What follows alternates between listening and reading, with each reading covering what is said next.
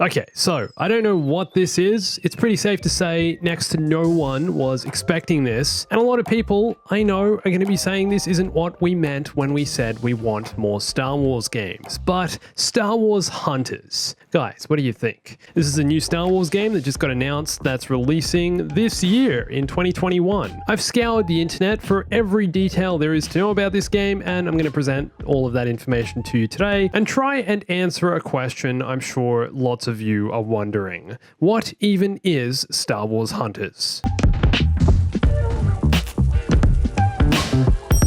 Well, to put it as simply as possible, Star Wars Hunters is a multiplayer, squad-based, third-person shooter, free-to-play arena combat game. Is that simple enough?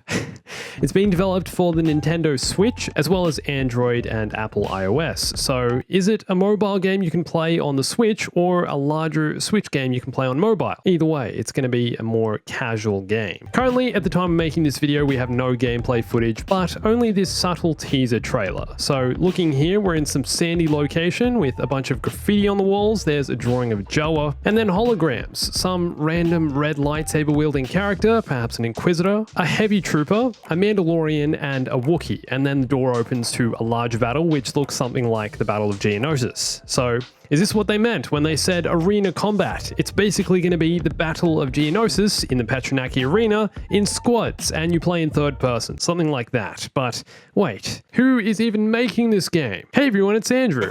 Well, the answer to that is Zynga, which might get some people worried. But hey, let's not judge the game until we've actually played it, right? Zynga are well known for games like Farmville, Words with Friends, and other mobile titles, but unfortunately, they're also notorious for microtransactions.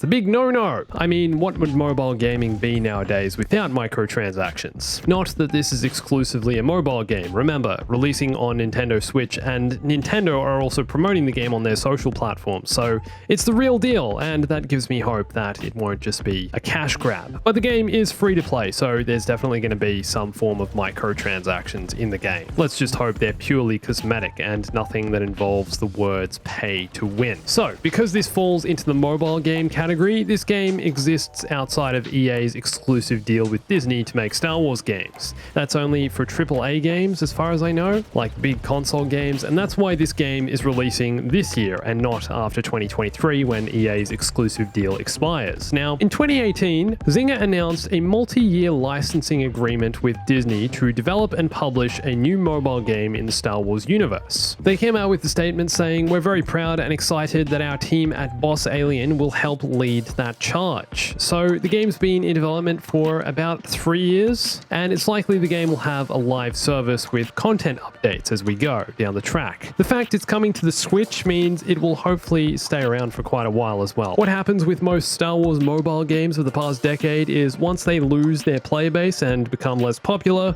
they get removed from the app stores and online features are turned off and you can't play them ever again, basically. So yeah, they're unplayable, can't download them, can't use online features. Now, the actual studio making this game is called Boss Alien, based in Brighton, UK, who are a sub-studio of Natural Motion Games, who are owned by Zynga. Natural Motion actually took over Star Wars Commander's development in 2018, just before that game was shut down, if anyone remembers that game, if they've played it. So, the studio has had some experience with the Star Wars license before, and Commander wasn't all that bad a game. It was pretty decent. Boss Alien are also the developers of CSR Racing, which is a drag racing mobile game, which they claim is the #1 drag racing game of all time.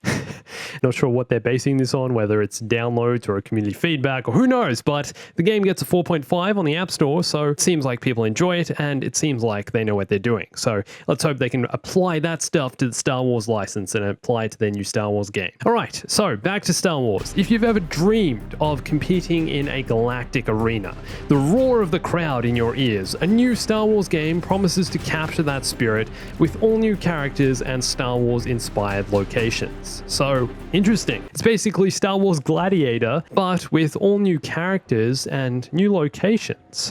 Not sure if any of this new stuff will be official Star Wars canon, but it doesn't seem like the game will feature any pre-existing Star Wars characters, which is kind of strange for a new Star Wars release. It's going to have all new original characters and new locations. Set after the fall of the Galactic Empire, so between movies 6 and 7. Star Wars Hunters will connect players in real time to battle in arena settings inspired by iconic Star Wars locales. It's almost as if it's a non-Star Wars game. It's set in the Star Wars universe, but there's going to be very little actual pre-existing stuff that we know in the game. You can play as daring bounty hunters, heroes of the rebellion, and an Imperial stormtrooper in an action game that immerses players in fast-paced and visually stunning Star Wars conflict. So the vice president of Lucasfilm Games even made a statement saying Star Wars Hunters draws inspiration from classic Star Wars stories and settings, but with a look and feel that is different from anything we have done before. So it seems like they're going for something really innovative and unique and original, and the fact they're saying that it's going to be something they've never done before has my interest piqued. What is this game going to be about? It's set in a similar time period as to when The Mandalorian is set, but we're not getting any characters from the show or anything like that. How will the live service work? Are they going to introduce other characters that we know eventually into the game? We're thrilled to introduce this wildly creative cast of characters to our fans on Nintendo Switch, where they can join with their friends in thrilling battles at home or on the go. So, wildly creative cast of characters. A new cast. Instead of Han Solo, it's San Holo. Instead of Chewbacca, it's Bukaka.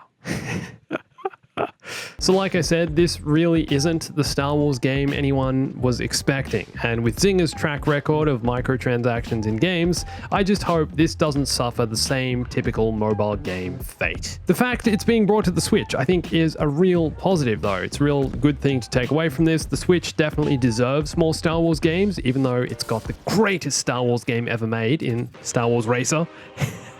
You can play that on the Switch, but now you'll be able to play this one as well, I guess. Nothing's going to be as good as Pod Racer, and the third-person mechanic has me interested in this game. If you're playing as all different types of characters, it's third person, so it won't only be a third-person shooter, but you'll also be controlling, hopefully, Force-sensitive characters. I mean, this girl's got a lightsaber, right? So you'd assume she's also using the Force, unless she's like a General Grievous type. I'm also wondering if, when they say the game is a squad-based arena shooter, if this means it'll be a battle royale. Disney are yet to cash in on the whole battle royale trend with the Star Wars title. There's no Star Wars game that I know of that is a battle royale. I guess Fortnite does have some Mandalorian content and did have some Rise of Skywalker stuff, and there was a whole thing there. But this could be a dedicated battle royale. Is that what this is? I mean, it's in an arena, it's a shooter, it's co-op, you're in a squad. Perhaps, perhaps not. It would make sense with the fact the game will feature new characters and locations. I mean, you look at Fortnite, it's introduced a whole bunch of unique characters, and yes, even though they do the big tie-ins with other companies and corporations, franchises like Star Wars, like Marvel, like all the other stuff, John Wick is in there. They've created their own roster of characters as well, and I'm wondering if this game is going to do the same, except within the Star Wars context. And if the only way they're monetizing this is through cosmetic microtransactions, then